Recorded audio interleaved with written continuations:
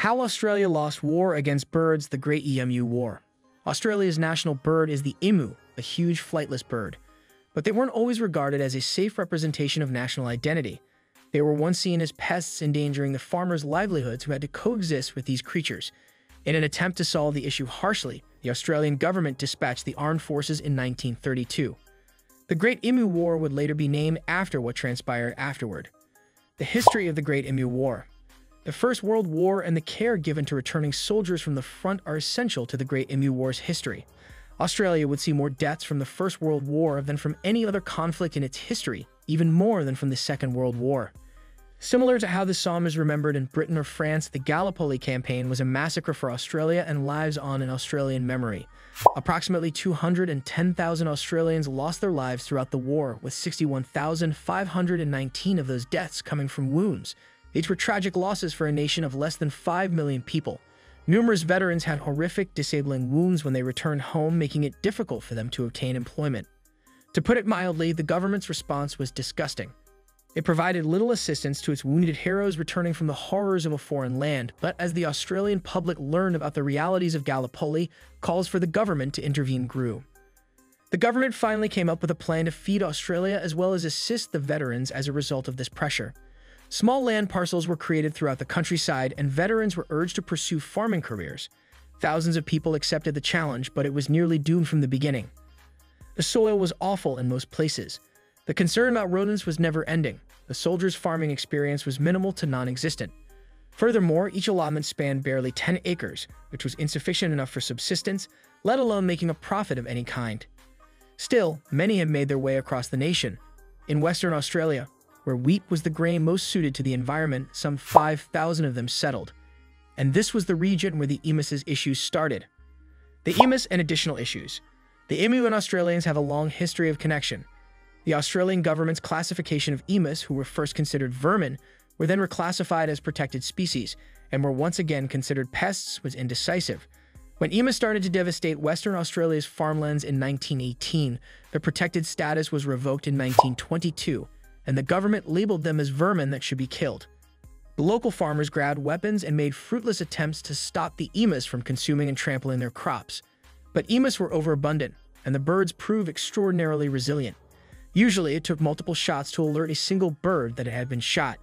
But the emus were just one issue among many. The farms had been an utter failure.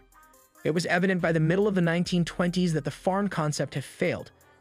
Despite producing relatively little food, tens of thousands of farmers had been thrust into misery and poverty. Suicide and alcoholism rates increased dramatically in these deplorable circumstances.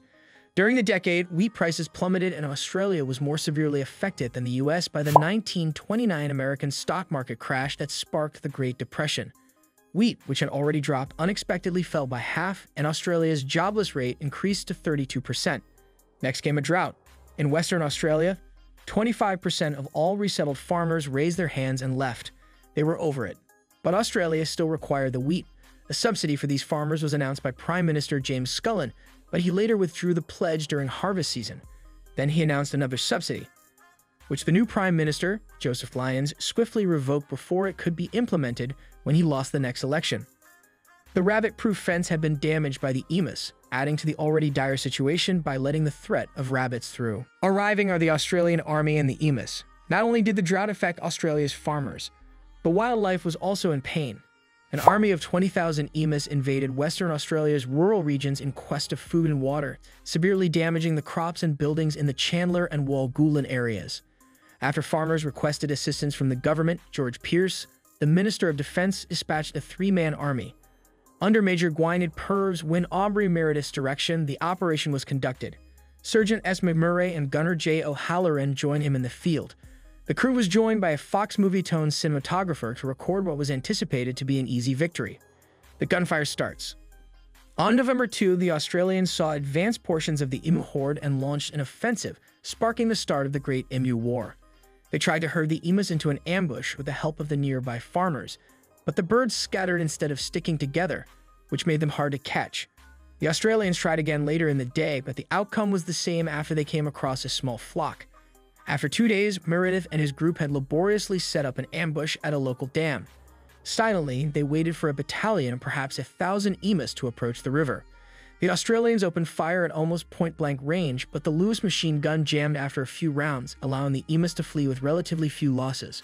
Since emus typically fled before succumbing to their wounds, it is challenging to estimate the losses incurred by these animals. Only about 30 emus had been killed by the third day. This was hardly a dent from an army of 20,000. Only modest progress was made during the next few days. Sensing danger, the emus broke up into smaller groups, one tall emu keeping watch while the others carried on wreaking havoc. Meredith and his troops attempted to install their Lewis machine gun on the back of a truck, but this was unsuccessful since the uneven ground prevented the truck from moving more quickly and made it difficult for the gun to fire accurately. Naturally, the local farmers assisted the Australian military in their efforts to herd the emus. The birds were run over and rammed by a truck that was brought in. When an emu got its head stuck in the driver's seat, the driver lost control of the vehicle and crashed it. On November 8, Meredith and his team were pulled from the game due to negative media coverage and subpar play. According to the official report, the operation resulted in the deaths of about 300 emus. The emus keep on rampaging. As the emus persisted in destroying crops, Western Australian Premier James Mitchell joined the farmers in calling for a fresh effort to drive the emus away. It looked like the Great EMU War would go on. Meredith and his group were sent back to Western Australia on November 13. There were reports of about 100 emus being slaughtered every week as the attacks persisted. The operation came to an end on December 10 when Meredith was summoned back. With 98-60 shots fired, the commander reported 986 kills, while another 2,500 people died from injuries. But there's a lot of disagreement about this number, and it probably exaggerates a lot. The machine gunner's hopes of firing blanks into hordes of emus quickly faded. It was clear that the EMU headquarters had authorized guerrilla warfare because its clumsy army quickly dispersed into countless little units, rendering the military hardware unprofitable. Thus, after roughly a month, a dejected field force left the war zone. The Great EMU War's aftermath. Even after the slaughter was supposedly successful, the emus kept destroying crops. The farmers' weapons were insufficient to address the issue, and they again asked the government for help in 1934, 1943, and 1948, but each time they were turned down. A barrier fence was used to gradually remedy the emus problem. When emus were designated as protected species in 1999, a truce was announced even though none of the emus were there to sign the agreement. Bunch of emus. The media's portrayal of the immense EMU War as a series of humorous skits that wouldn't seem out of place in a Looney Tunes cartoon swiftly made it a source of immense entertainment for the people of Australia. However, hundreds of farmers suffered and went without food as a result, which was the cause of it. In the end, it was a serious issue. Despite how absurd the war seemed, many people fought to subsist and ended up homeless. Numerous emus also perished. The Great EMU War has become a popular culture in the current era. Memes that make light of this historical episode, which is both an Australian national source of pride and embarrassment, abound on the internet. The narrative has become even more popular in recent years, and John Cleese's film adaptation of the events began development in 2023. So this is the end of our today's video. Do you like it? Kindly give your valuable response in our comment section below, and don't forget to subscribe to our YouTube channel for more interesting and informative videos.